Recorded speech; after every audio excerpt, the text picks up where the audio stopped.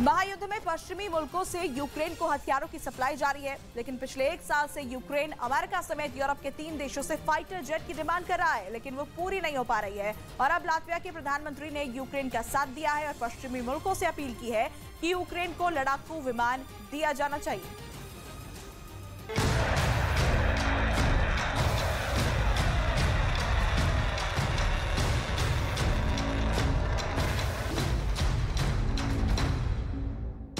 Ukraine में अब युद्ध और ज्यादा तेज होने वाला है। अब हवा से हमले की तैयारी है और ज़ेलेंस्की के हाथ इस मामले में खाली हैं।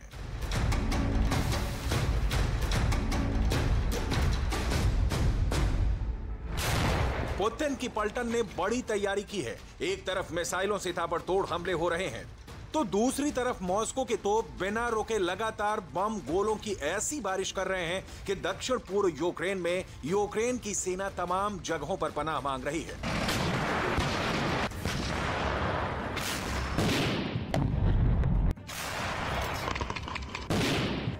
रूस की वायुसेना ने भी मोर्चा संभाल रखा है। सुखोई सीरीज के फाइटर जेट और अटैक हेलीकॉप्टर्स के साथ साथ अटैक ड्रोन से हमलों को अंजाम दिया जा रहा है।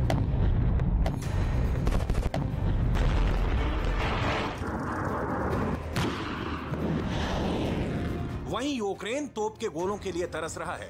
रूस को रोकने के लिए यूक्रेन को लगातार बारूद की जरूरत है और ये जरूरत यूरोप और अमेरिका पूरी कर सकते हैं, लेकिन जितनी सप्लाई हो रही है उससे 4 गुना ज्यादा रूस की ओर से हमले हो रहे हैं।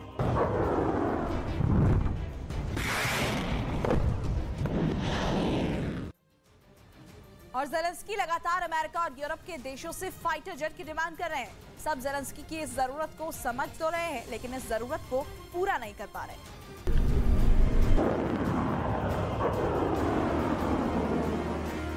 अब लातविया के प्रधानमंत्री ने ज़ेलेंस्की को जेट देने की वकालत की है। यूक्रेन के लिए लड़ाकू विमानों की डिलीवरी केवल समय की बात है। अगर हमारे पास होता तो हम उन्हें दे देते। लातविया के प्रधानमंत्री क्रिश्चियानिस करिंच ने जर्मन पत्रिका को दिए इंटरव्यू में यहां तक कहा कि कोई ऐसी वजह नहीं है कि पश्चिमी मुल्क यूक्रेन को फाइटर जेट नहीं दे। करिंच का इशारा साफ है। अमेरिका के राष्ट्रपति जो बाइडेन ने कुछ दिन पहले एक इंटरव्यू में साफ कर दिया था कि वो यूक्रेन को F-16 देने पर विचार नहीं कर रहे हैं।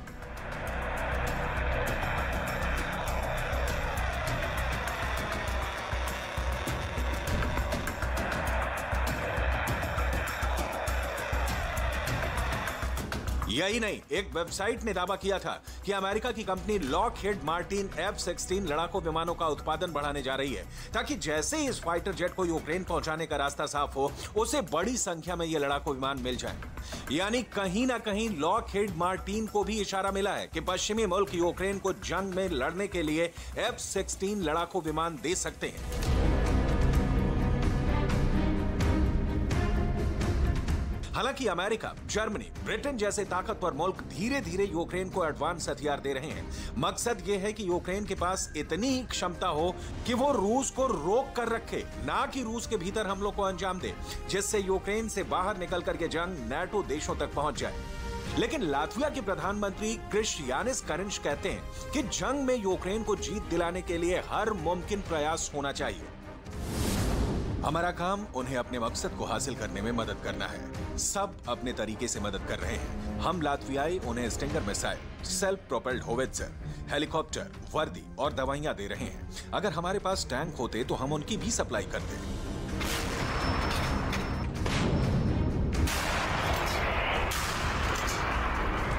इससे पहले यूक्रेन के विदेश मंत्री मित्रो कुलेबा ने कहा था कि उन्हें भरोसा है कि बहुत ही जल्द लड़ाकू विमानों के मुद्दों को हल कर लिया जाएगा और अमेरिका, ब्रिटेन, फ्रांस और जर्मनी से यूक्रेन को 4थी और 5वीं पीढ़ी के फाइटर जेट मिलने लगेंगे, जिससे इस जंग में यूक्रेन को रूस पीछे धकेल सकता है।